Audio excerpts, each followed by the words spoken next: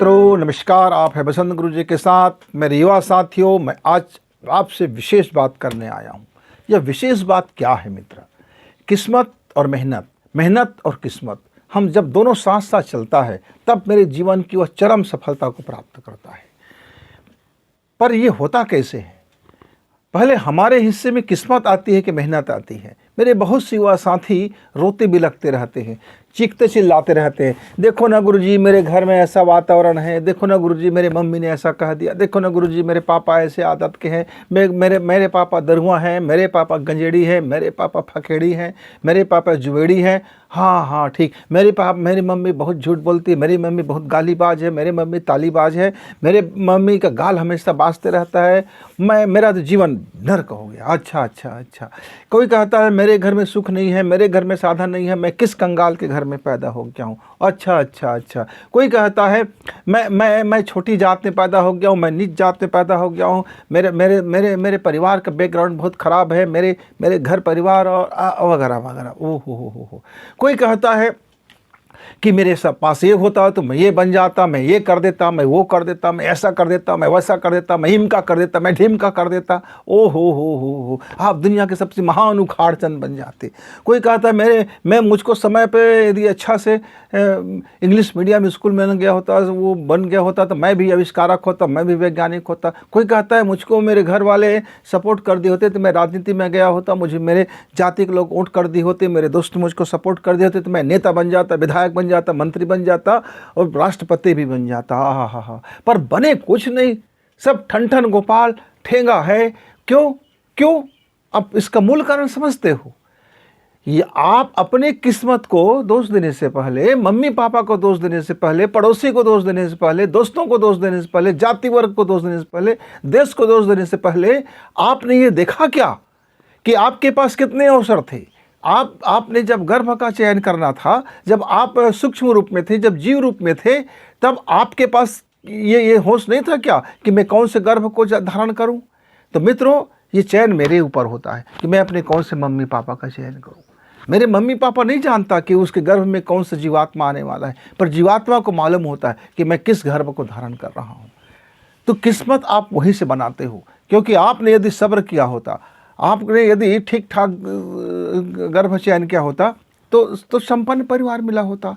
अच्छा, अब कई लोग कहते हैं धन धान से संपन्न। एक मेरे मित्र है, छोटा सा मित्र है, अभी 12-14 साल का होगा। वे मुझसे पिछले 10 साल से जुड़े हुए हैं। वो छोटे से तब से जुड़े हुए हैं, 4-5 साल से, क्योंकि मम्मी जुड़ी थी, पापा जुड़े थे तो वो भी जुड़ गए। अब उसका एक ही शिकायत आता है, मम्मी को भ्रम की बीमारी, मम्मी को शंका की बीमारी, मम्मी क्रोधी, मम्मी गालीबाज, मम्मी पापा के बीच में रोज दंगल, ऐसा मत करो, वैसा मत करो, वो बच्चे इतना पढ़ लिया, वो तुलना, ये बच्चे ने सके, वो बच्चे ने सके, अब मेरी बढ़ती, मुझको ये चाहिए, मुझको चाहिए, लॉलीपॉप चाहिए, आइसक्रीम चाहिए, खेलने कूदने जाना है, मोबाइल चाहिए, स्मार्टफोन चाहिए, इतने महंगे जूते चाहिए, इतने वो सब ला के देते हैं। लेकिन सब में शर्त। अब आदमी जो है इस शर्तों का पिटारा हो गया। अब मेहनत तो खुद से नहीं कर रहा है, पर दिख क्या रहा है कि मम्मी की गालीबाज गालबाज होने से उसकी फ्यूचर खराब हो रहा है। पापा भी बड़े अजीब आदमी। अच्छा, आप तो लाखों और अरबों के संपत्ति में बैठे हो भाई, आपने धन संपदा को चूज किया था ना, तो चाटिए ना उसको। एक आदमी के घर में पैसा नहीं है, लेकिन उसके घर में संस्कार है, वातावरण है, सुंदरता है, लोग प्रेम से रहते हैं, तो कहते हैं मेरे घर में मेरे मम्मी तो बहुत दुलार करते हैं, सब शांत रहते हैं, पापा भी अच्छे हैं, वो भी पढ़ाई का माहौल है, ये भी अच्छा है, लेकिन घर में मेरा पूंजी नहीं है, मेरा पूंजी होता तो ये बन जाता, मेरा पूंजी होता तो वो बन जाता। मतलब दुनिया में सिर्फ कमी ही कमी आपको दिखाई देगा, दुनिया की विशेषता आपको दिखाई नहीं देगा। आपके पास जो ईश्वर ने दे रखा है वो आपको दिखाई नहीं देगा, आपको सिर्फ आपकी कमी दिखाई देगा। वो क्या है? हाय मेरी फूटी किस्मत। तो जब तुम स्वीकार करते हो कि तुम्हारा किस्मत फूटा है तो फूटा ही रहेगा। जैसे मेरे पास एक बर्तन है, अब ये गिलास है, अब इस गिलास में जल है, अब मैं फूटा है, मेरे इतना जल खाली है, इतना जल खाली है, इतना खाली, तो मैं खाली को ध्यान देता रहूँगा और भरा हुआ मुझे दिखाई नहीं देगा। तो ये दोष इस गिलास का नहीं है, यह दोष मेरी आंखों का भी नहीं है, आंखों से दोनों को दिखा रहा है। ये दोष मेरी समझ की है, ये दोष मेरी बुद्धि की है, ये दोष मेरी अंदर की इनर पावर की है, मेरे बेहोशी का दोष है, मैं होश में नहीं हूँ, इस बात का दोष है। तो मेरे मित्र, युवा साथी, आप किस्मत लेकर के पैदा होते हो, मेहनत से आप उसे चमकाते हो, और जो जीवन में जो संघर्ष आता है, जो कठिनाई आती है, जो परेशानियाँ आती है, वे आपके किस्मत को सफलता में बदलने के लिए चमकाती है। लेकिन यदि आप वहीं टूट जाते हो, बिखर जाते हो, नकारात्मक दृष्टि रखते हो, सिर्फ कमजोरी पर ध्यान देते हो, सिर्फ बाहरी चीज़ पर ध्यान देते हो, जो आपके पास है उसका आप समुचित उपयोग नहीं कर पाते हो, तब आपका किस्मत होते हुए भी ये गिलास का जल है। अब मैं हाथ से इसको मैं झुकाता झुकाता एक समय ऐसा झुक शुरू हो जाएगा कि पूरा गिलास का पानी खाली होता जाएगा। अब मेरे पास एक दूसरा, अब मैं गिरा रहा हूँ, अब ये जल गिर रहा है, और गिरते गिरते एक ऐसा समय आएगा कि यह जब गाली देते फिरोगे कि गिलास खाली है, मेरा किस्मत खाली है, मेरा किस्मत छूछा है, इसमें कुछ भी नहीं है, तो खाली किसने किया? गिराया किसने जल को? सौभाग्य आपको मिला था, किस्मत आपको मिला था, घर मिला था, परिवार मिला था, माता मिले थे, पिता मिले थे, भाई मिले थे, दोस्त मिले थे, रिश्तेदार मिले थे, पड़ोसी मिला था, संसार मिला था, सांसें मिले थी, स्वास्थ्य मिला था, पढ़ने का अवसर मिला था, पर गिराया किसने? आपके अंदर की बेहोशी ने आपको गिरा दिया। और दोष किसको लगा रहे हो? गिलास को, किस्मत को, कि गिलास मेरा खाली है। तो मेरे युवा साथी, दिमाग का एक ही लक्ष्य हो कि मैं उस सपने को साकार करूं। इसके अलावा जो भी चीज़ें मुझे सुविधाएं मिली है उसके लिए धन्यवाद से भरूं, और जो सुविधाएं नहीं मिली है उसके लिए नकारात्मक भावना रखूं। सोचूं कि ये मुझको निखारने के एक अवसर है, ये जो कठिन परिस्थिति आता है वे भी मेरी किस्मत को निखारने का एक बहाना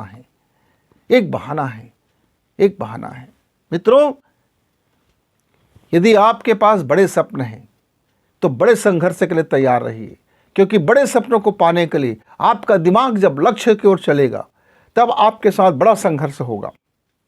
संसार का, समाज का, घर का, परिवार का, इस दुनिया का, आप समझ लो पूरी दुनिया का संघर्ष होने वाला है। कोई महापुरुष ऐसे नहीं बन जाते। राम को साबित करना पड़ा 14 साल वनवास जा करके, पांडवों को साबित करना पड़ा 12 साल वनवास जा करके, 1 साल अज्ञातवास में जा करके, कृष्ण को साबित करना पड़ा उसको कारागृह में पैदा लेकर के, उसको साबित करना पड़ा, वो अपने माता पिता से चुपचाप रहना पड़ा, दुनिया के बीच में छिप के रहना पड़ा, उसको साबित करना पड़ा अपने आप को साबित करना पड़ता है। मित्रों, हर व्यक्ति को अपने आप को साबित करना पड़ता है। बिना कोई संघर्ष का कोई महान व्यक्ति नहीं बन सकता। चाहे आप किसी का उदाहरण ले लो, अब्दुल कलाम के जीवन में कितनी संपत्तियाँ थी, कितने लोग थे, कितने उसको चाह रहे थे, कितने उसको ऊपर उठा दिया, किसने उसको चेक लगा दिया। उसने अपने सपना देखा, ड्रीम देखा, उसने उस सपनों को पाने के लिए दिमाग को लक्ष्य में लगाया, और सारे संघर्षों को जीतते हुए, सारे अभावों को अवसर मानते हुए अपने लाइफ को वो बदल दिया। आज उसका हम नाम लेते हैं, आज उसकी हम पूजा करते हैं। क्यों पूजनीय है वो? क्यों आदरणीय है? क्यों हमारे प्रेरणा स्रोत है? क्यों वो एक रास्ता दिखाता है हमको? क्योंकि उसने एक बड़ा स्वप्न देखा और अपने दिमाग को उस सपने के पीछे लगा दिया, और वह दिमाग उस लक्ष्य के पीछे चलता रहा। तब जाकर के वो एक अपने आप को साबित कर पाया। चाहे जगदीश चंद्र बसु हो, वो वृक्षों में जीव है, इस बात को साबित करने के लिए पूरा जीवन खपा दिया। चाहे मेरा भाभा हो, रमन हो, कोई भी हो, गणितज्ञ है या मुनि है, विश्वामित्र कहते हैं, हजारों साल तक जिन ऋषियों ने खोज की, बीन की, तब जाकर के हमको वेद मिला, शास्त्र मिला, गणित मिला। शून्य का आविष्कार करने वाला एक दिन में कर लिया होगा क्या? जिसने पूरी दुनिया को बदल कर रख दिया। ये शून्य का आविष्कार, ये गणित का आविष्कार, एक फिजिक्स का आविष्कार, एक रसायन का आविष्कार, एक जीव विज्ञान का आविष्कार ऐसे नहीं हो जाता मित्र। ये सारे संघर्षों और अभावों के बीच में ऐसे लोग पलते रहते हैं, और वो अपने संघर्षों को याद नहीं रखते, अपने अभावों को याद नहीं रखते। वो सिर्फ याद रखते हैं अपना ड्रीम और अपनी मेहनत। अपना ड्रीम और अपना मेहनत, उस सपने को पाने के लिए वो दिमाग को लगाता है, खपाता है और पूरी मेहनत करता है, तब जा कर के वो चमकता हुआ हीरा बनता है, तब जा कर के वो दमकता हुआ हीरा बनता है, तब जा कर के वो फेमस होता है, तब जा कर के वो एक कामयाब व्यक्ति बनता है, तब जा कर के वो एक सफल व्यक्ति बनता है। वो रोते गाते नहीं फिरते रहता है कि मेरी मम्मी ने ऐसा किया, मेरे पापा ने ये किया। मैं आपको बता दूं, मैं एक भरा पूरा परिवार में, संपन्न परिवार में जन्म लिया। अब बचपन में मेरी माँ नहीं रही, मुझे बड़ा दुख हुआ, मेरी माँ नहीं रही यार, मेरा माँ नहीं रही। लेकिन मेरे पड़ोसी में देखता था, मेरा एक मित्र था, रोज़ अपनी माँ के कारण परेशान था, रोज़ उसकी माँ के साथ उसके टंटा। तो कभी कभी सोचता था अच्छा हुआ भाई मेरी माँ नहीं है। लेकिन कभी कभी मैं किसी को देखता था, किसी की मम्मी किसी के बच्चे को बड़ा लाड़ प्यार कर रहा था, बड़ा दुलार कर रहा होता था, तब मैं फिर दुखित हो जाता था। सोचता था यार मेरी भी मम्मी होता तो मुझे भी ऐसी लाड़ प्यार करता। तो हम एक क्षण दुखित होते, मित्र एक क्षण सुख से भर जाते। परिस्थितियां हमें उस चीज़ को दिखाती है कि मेरे लिए ये अच्छा है या बुरा है। ऐसे ही आपके जीवन में यदि कोई संघर्ष है, कोई परेशानियां हैं, तो उसको दूसरे दृष्टि से देखो। आपके पास क्या क्या उपलब्ध है और आपका स्वप्न क्या है। उस स्वप्न को पाने के लिए यदि जो संघर्ष है उसे स्वीकार कर लो, अपने जीवन शैली बदल लो। माँ गाली देती है, आपके सपने में रोड़े अटका रही है, तो आपको समझना पड़ेगा कि आप माँ को नहीं बदल सकते, आप अपने को बदल सकते हो, अपने को शांत कर सकते हो, अपने को स्थिर कर सकते हो, अपने को कह सकते हो कि उसको गाली देना है तो देते रहे। आप अपने पिता को नहीं बदल सकते। पिता गंजेड़ी है, शराबी है, धूर्त है, कमीना है, हरामखोर है, सब कुछ है, लेकिन आप अपने पिता को नहीं बदल सकते। आपको अपने को बदलना है कि आप धूर्त मत रहो, आप कमीना मत रहो, आप खराब आदमी मत बनो, आप फूहड़ आदमी मत बनो, आप गंदे आदमी मत बनो। आपके पास अवसर है मित्र।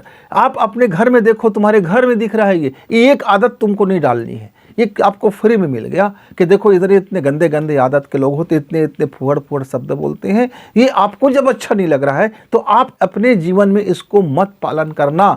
समझ जाना कि मुझे अच्छा नहीं लग रहा है, मतलब दुनिया को किसी और को अच्छा नहीं लगेगा, तो मैं अपने जीवन में इससे बचूं। आपके पास एक अवसर मिल गया समझने का। हमारे घर में हमें कोई बहुत बड़ी गालियाँ नहीं देते थे, ठीक है, तो हमें बाहर की दुनिया से देख करके सीखना पड़ा। अरे यार वो पड़ोसी कितने गंदे गंदे गाली बकते हैं यार, अच्छा नहीं लगता, तो मैं भी नहीं गाली बकूंगा। वो यार बहुत खराब खाना खाते हैं यार, वो अच्छा नहीं लगता, तो मैं भी नहीं खाऊंगा ताकि मेरे बच्चों को ना हो। लेकिन बहुत सी खराबियाँ चाहे अनचाहे हमारे लाइफ में आ गया। अब मेरे बच्चे को अच्छा नहीं लगता तो क्या करना चाहिए? मेरे बच्चे को वो आदत नहीं अपनानी चाहिए। उसको बेनिफिट हो गया ना कि चलो ये आदत अच्छी नहीं होता तो इसको भाई त्याग कर दो। तो आपके पास मित्रों किस्मत लेके आते हो, बस उस किस्मत को मेहनत से आपको चमकाना होता है। बीच में संघर्ष आता है, लेकिन आप स्वप्न नहीं देखते हो तो आपका किस्मत राय रत्ती का खाली हो जाता है। मैं 2-3 छोटा एग्जाम्पल देता हूँ। एक धनी परिवार में व्यक्ति ने पैदा लिया। अब बहुत अमीर थे।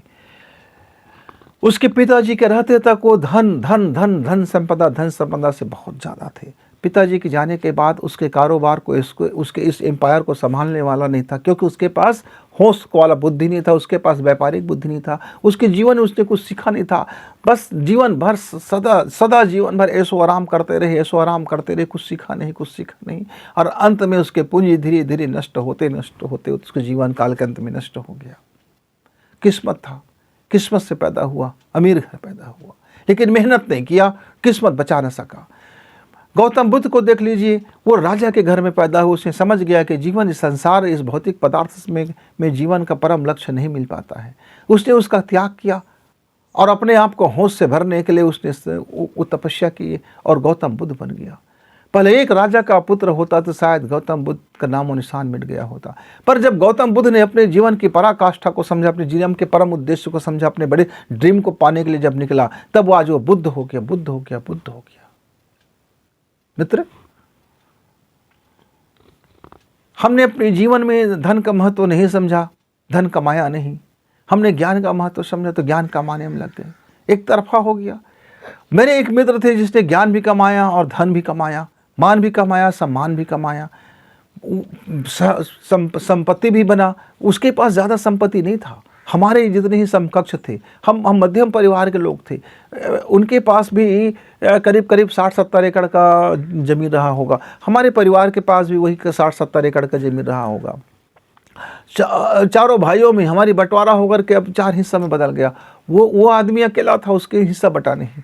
लेकिन इसका मतलब ही नहीं कि उसने किस्मत से तो पा गए, 60-70 एकड़ का ज़मीन पा गया, लेकिन उन्होंने एक एक ज़मीन को, एक एक पाई को, एक एक पैसा को उसने अपने व्यापार व्यवसाय में लगाना शुरू किया।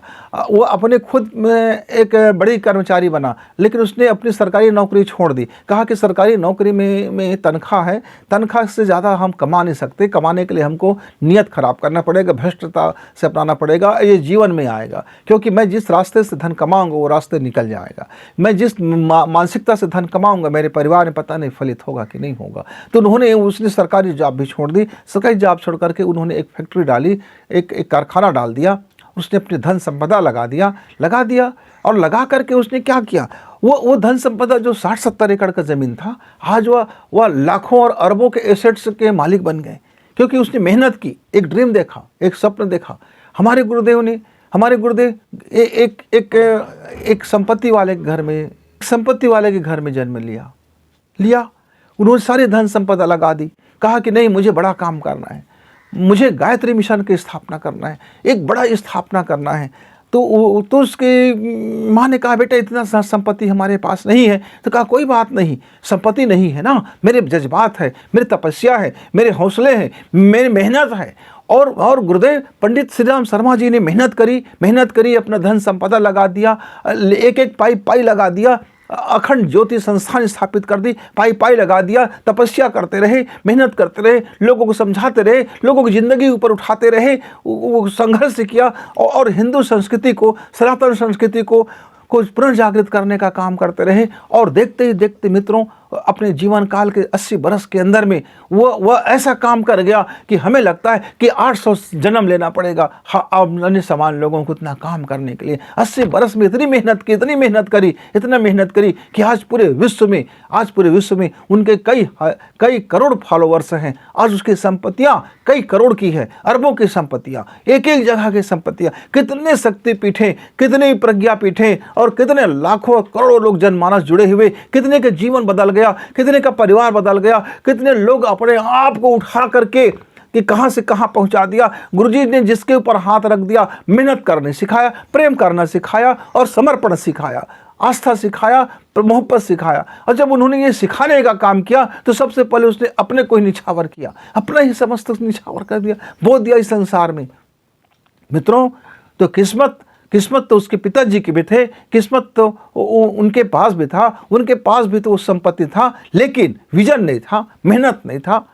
तो जिसके पास विजन और मेहनत नहीं होगा कैसे बढ़ेगा मित्र। कई उद्योगपतियों की कहानी देख लीजिए, किस तरह से अपने घर परिवार में वो 1000 रुपए से अपनी व्यवसाय शुरू किया और आज कहाँ से कहाँ तक पहुँच गए। आज विश्व में उसका स्थान बनने लगा। कई विश्व में विदेशों की कई कहानियाँ हैं जो पहले बहुत मामूली थे, लेकिन एक विचार लिया, एक सोच लिया, उसने किस्मत को हाय है नहीं कहा, जो है उसको उसने बोल दिया, जो है उसकी कीमत समझा, उसके पास जो है उसकी कीमत समझा, उसके पास जो नहीं है उसको कहा मैं हासिल कर लूँगा, है उसकी कीमत समझा, और जो नहीं है उसको हासिल करने के लिए आगे बढ़ गया। आप में भी यदि कुवत है तो आपने किस्मत से उस घर में पैदा लिया है। आपका नसीब है कि वो आपके माता पिता है, आपका नसीब है कि वो उस जाति में आपने पैदा लिया है, वो आपका नसीब है कि आपने उस गांव में पैदा लिया है, वो आपका नसीब है कि आपने ऐसे घर में आपको प्रवेश मिल रहा है। उसको धन्यवाद से भरो। उसके गुण अवगुण को बाद में देखना, उसके गुण जितने उसमें गुण है, आपके मम्मी का जो गुण है उसको स्वीकार करो, आपके पापा का जो गुण है उसको स्वीकार करो, आप एक जाति का जो गुण है उसको स्वीकार करो, आपका घर का जो गुण है उसको स्वीकार करो, आपके मोहल्ले का जो गुण है उसको स्वीकार करो, आपके गांव का जो गुण है उसको स्वीकार करो, आपके शहर का जो गुण है उसको स्वीकार करो, आपकी संस्कृति का जो गुण है उसको स्वीकार करो, और जो अवगुण है उसको मत स्वीकार करो, छोड़ दो। अपने पात्र में ये आपका गिलास है, इस गिलास में क्या भरना है वो सिर्फ मेरा अधिकार है, और मैं जो भरूंगा उसी इस गिलास में भरा जाएगा। मैं इस गिलास में गंदगी भरने के लिए मैं पड़ोसी को दोष नहीं दे सकता। इस गिलास में मैं दूसरा वस्तु भरने के लिए मैं पड़ोसी को दोष नहीं दे सकता, क्योंकि गिलास मेरा है और मुझे क्या भरना है ये मेरा है, मेरा सिर्फ, और मैं इसका दोष हूँ कि यदि मैंने इसमें गंदगी को लिया तो ये मेरा दोष है। मित्र, तो आप अपने को समझिए, अपने को समझिए, गुण को ग्राह्य करो और अवगुण जो आपको लगता है उसको त्याज करो। काहे पकड़ना? मेरे हाथ में यदि मुट्ठी में मैंने इस लकड़ी को पकड़ा तो ये मेरी मुट्ठी और मेरी सोच विचार का दोष है कि मैंने इस लकड़ी को पकड़ा। अब उस लकड़ी को मैंने छोड़ दिया, अब छोड़ दिया तो लकड़ी तो नहीं चिपक गया भैया कि ये लकड़ी है, मैं चिपके ही रहूँगा, मैं चिपका ही रहूँगा, अब कैसे भी छोड़ लो मैं चिपका ही रहूँगा, ऐसा तो हो ही नहीं सकता। तो जो चुंबक आपके भीतर में होगा उसी लौह चुंबक को आप आकर्षित करोगे। सीधी सी सवाल है और सीधी सी जवाब है कि आप जिस गुण को आप धारण करते हो, जो गुण आपके अंदर है, उसी गुण को आप आकर्षित करते हो और उसी में समृद्धशाली बनते हो। उसी में तुम्हारा वही मेहनत है और वही तुम्हारा किस्मत है और उसी में तुमको सफलता मिलती है। तो अपने भीतर की मैग्नेटिक पावर को बदलने के लिए पहले आप अपने अंदर की लौह चुंबक की जो शक्ति है, मैग्नेट है, उसकी गुणवत्ता को बदलना पड़ेगा। जब उसकी गुणवत्ता बदलेगा तो इस अंतरिक्ष से, इस यूनिवर्सल से, इस ब्रह्मांड से फिर जो आपके अंदर के जो चुंबक है उसकी अनुरूप वो चुंबक की जितने भी सजाती गुण है वो आपकी ओर आकर्षित होता हुआ जाएगा, आकर्षित होता हुआ जाएगा। सिंपल सी फंडा है कि किस्मत है तो उसे मेहनत से चमकाइए, और यदि नहीं लगता है आपको कि मैं फूटा किस्मत है तो उस फूटे किस्मत के पेंदे को ठीक कीजिए, किस्मत बनाइए, किस्मत गढ़िए, क्योंकि आपकी किस्मत है उसको आपको गढ़ना पड़ेगा। आपके लिए मैं मेहनत नहीं कर सकता, आपके लिए मैं अपनी तपस्या नहीं दे सकता, मैं आपके लिए मैं अपनी शुभकामना कैसे दे सकता हूँ, मैं आपके लिए अपनी संपदा कैसे दे सकता हूँ, मैं आपके लिए अपनी चीज़ें आपको कैसे दे सकता हूँ। आपको स्वयं से अर्जित करना पड़ेगा, और आप जब स्वयं से अर्जित करते हो तो वो आपका हो जाता है। मित्रों, मैं धनपति नहीं हूं, लेकिन मेरे बच्चे के पास लाखों की सैलरी है। क्यों? उन्होंने अपनी किस्मत से, वो मेरे घर में पैदा हुआ, वो उनकी किस्मत, वो उनकी चयन कि मुझे पिताजी बनाया, उस आत्मा की चयन था कि उसने मुझको अपना पापा बनाया। लेकिन उसने अपनी मेहनत करके अपनी किस्मत गढ़ा और अपनी आमदनी, अपनी समृद्धि, अपनी सफलता उन्होंने अपने अर्जित किया। तो मित्रों, हर किसी के पास कमी रहता है, हर माता पिता के पास कुछ न कुछ कमी रहता है, और हर माता पिता के पास कुछ न कुछ अच्छाई होता है। हर घर में कुछ न कुछ कमी रहता है और हर घर में कुछ न कुछ अच्छाई होता है। हर परिवार के पास कुछ न कुछ कमी रहता है और हर परिवार के पास कुछ न कुछ अच्छाई रहता है। हर मोहल्ले में कुछ न कुछ कमी रहता है और हर मोहल्ले में कुछ न कुछ अच्छाई होता है। हर गाँव में कुछ न कुछ कमी होता है और हर गाँव में कुछ न कुछ अच्छाई होता है। हर शहर में कुछ न कुछ कमी होता है और हर शहर में कुछ न कुछ अच्छाई होता है। देखना है कि आपका दृष्टि क्या देखता है, अच्छाई को लपकता है कि बुराई को लपकता है। दोनों आपके साथ साथ चलते हैं। जिसको आपको लपकना है लपक लीजिए और वही आप बन जाइए। मैं अपने जीवन की, पढ़ाई जीवन की एक छोटी सी घटना आपको बताता हूँ। हम लोग पढ़ते थे, हम लोग मैट्रिक क्लास में पढ़ते थे, यानी 9 से 11 तक की क्लास को मैट्रिकोत्तर कहा जाता था। तो हम लोग मैट्रिक की पढ़ाई कर रहे थे। मैं गांव से शहर गया हुआ था। मेरे पास कुछ दोस्त थे। पहले मेरे दोस्त अच्छे थे, हम लोग सब बढ़िया रहा करते थे। फिर मेरे एक दोस्तों की अलग अलग बुराइयों को मैंने देखना शुरू किया। कोई सीटबाज है, कोई लड़कीबाज है, तो कोई झूठेबाज है, तो कोई बरगलाने में माहिर है, तो कोई किसी को कुछ करने में माहिर है। तो अलग अलग गुण, ये सब उनका गुण था जो दुर्गुण था। एक के पास सुंदरता है, वो अपनी सुंदरता को गलत उपयोग कर रहा था। एक के पास बोलने की कला है, अपने बोलने की कला को दुरुपयोग कर रहा था। एक के पास देखने की कला है, वो अपने देखने की कला को दुर्व्यवहार कर रहा था। एक अलग अलग मेरे मित्रों के पास अलग अलग कलाएं थी, लेकिन सब का सब अपने अपने कलाओं का डायरेक्शन बदला हुआ था। और कोई अपना हीरो को देख करके सिगरेट पीता था, तो कोई कहते थे थोड़ा सा ऐसा ले लो, आधा कप ले लो तो फिर पढ़ाई अच्छा होता है। कोई मुनक्का खा लेता था, कोई अलग सारी चीज़ें, सब में स्वतंत्रता था। घर से सब लोग बाहर रहते थे। हर कोई घर वाले को जो बोलते थे घर वाले वही समझते थे। मेरे पास बड़ी समस्या आ गया कि मैं क्या दोस्ती छोड़ दूं या दोस्ती बना के रखूं। पर मैं एक रात मैं सोचा उनके गुण अपने पास, मैं उनकी इन गुणों की मैं जो विशेषता है मैं क्यों ना उनको पकड़ लूं। और जो उनको ये जो डायरेक्शन बदला हुआ है, जो उनका गुण अवगुण में बदल गया है, तो मैं उस दिशा को त्याग कर दूं। और मेरे दोस्तों के साथ दोस्ती बना रहा, पर उनका अवगुण मैंने नहीं लिया, उनका गुण को मैंने एक्सेप्ट कर लिया। मैं देखा कि मेरे एक मित्र के पास अच्छे पाक कला है, मैंने उसकी पाक कला सीख ली, लेकिन उन्होंने कभी बनाते कभी नहीं बनाते। मैंने देखा कि एक व्यक्ति, एक मित्र है मेरे पास, जिसको पास विषय को पकड़ करके, विषय को विश्लेषण करके, विषय के बारे में जानकारी इकट्ठा करना और फिर उसको किस तरह से मंच में बोली जाए, इस बात की बड़ी उनमें कला है, लेकिन वह उसका दुरुपयोग करते थे वगैरह वगैरह। तो मैंने धीरे धीरे अपनी जो पोटली है, अपनी जो गिलास है, मैंने उसमें भरना शुरू किया।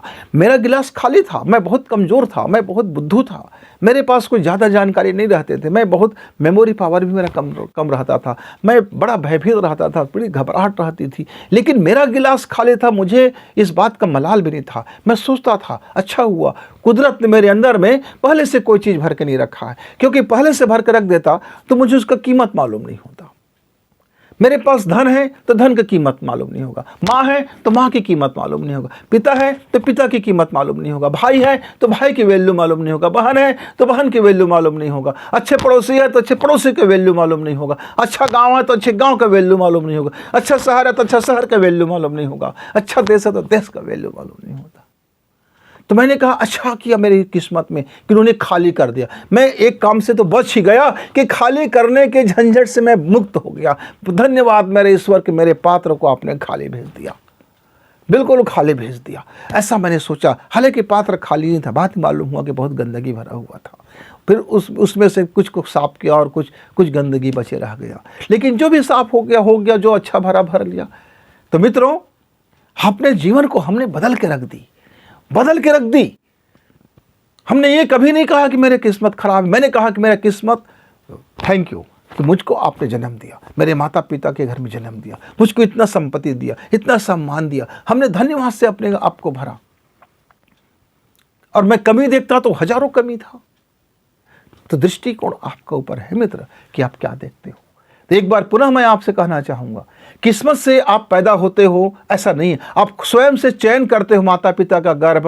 वो आपको स्वीकार करना होगा कि आपने ही उस माता पिता को चयन किया है। तो उस माता पिता के सारे दोष और गुण वो आप शिकायत नहीं कर सकते, क्योंकि चयन आपका था, तो परिणाम भी आपको भुगतना पड़ेगा। अब सवाल ये है कि उसमें से यदि आपने गुण को ले लिया तो आपका किस्मत चमक जाएगा, और आपने दोष को ले लिया तो आप नीचे की ओर आ जाओगे। यदि उनके गुण को ले लिया तो ऊपर की ओर उठोगे, और अवगुण को लिया तो स्वयं जिंदगी को नीचे की ओर डाल दोगे।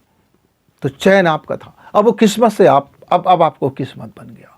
पर आप मेहनत करके अपने, चाहे कोई भी राय रत्ती किस्मत क्यों ना हो, आप नीचे से नीचे पैदान में क्यों ना हो, आप अपनी किस्मत के बदौलत ऊपर उठ सकते हैं।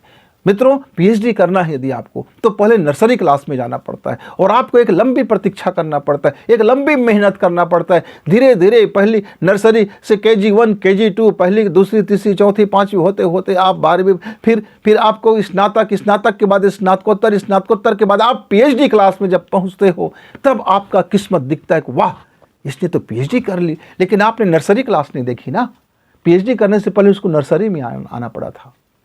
तो मेहनत आपको करना होगा, धीरज के साथ, लगन के साथ, और अपने ड्रीम को पाने के लिए उस दिशा में लगना होगा। जिस दिन आप अपनी मेहनत करी तो आपका किस्मत चमकेगी और सफलता के पैदान में आप ऊपर उठोगे। तो यदि आपको अप होना है तो दृष्टिकोण और समझ विकसित करो मेरे मित्र, चमकोगे। तो आप अपना किस्मत को देखें, मेहनत करने की तैयारी करें, अपने संघर्ष का चयन करें, और अपने सफलता के मापदंड तय करें। तब तक गुरु जी को विदा। नमस्कार, धन्यवाद।